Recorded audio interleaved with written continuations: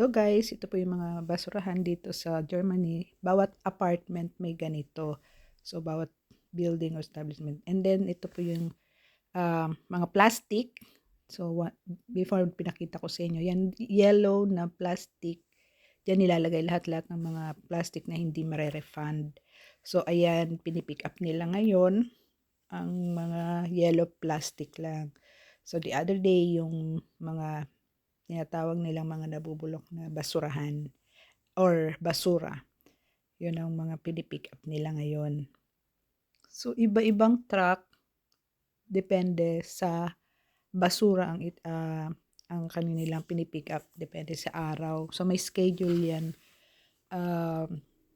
Twice a week, yung mga plastic na yan. Not twice a week, twice a month. So, may bawat apartment, meron na yung calendar schedule the whole year. Kaya alam na ng mga tao kung kailan sila magpi-pick up, kailan nila ibababa. So, hindi yan basta-basta nilalabas yung mga ganyang basura kung hindi pa naman yan ipi-pick up. Kasi para nga maiwasan ang kalat ng basura sa labas. Yan, ganyan sila ka-organized dito. So, kung ano lang yung ipi-pick up, yun lang ilalabas mo. And dito naman, so nakita ko to yung another truck. Nakikita nyo yung yung mga lagayan ng container. Puro lang yan mga glass. So, per color din yan. Yung clear, yung kulay brown. So, ganyan sila. So, pag nakuha na nila yan, dyan na yung lalagay. Yung mga glass.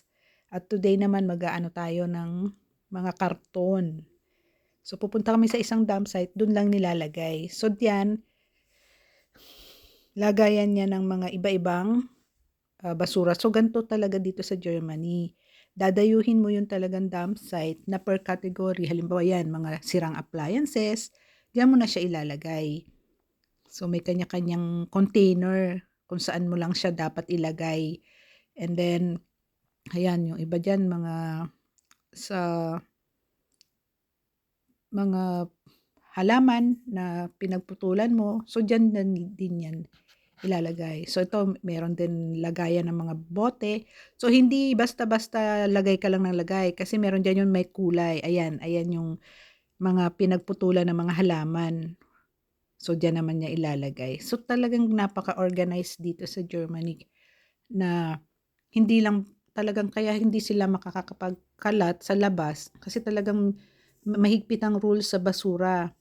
Yung mga bagay na hindi mapipick up, yan meron silang lagayan diyan. So, thank you guys.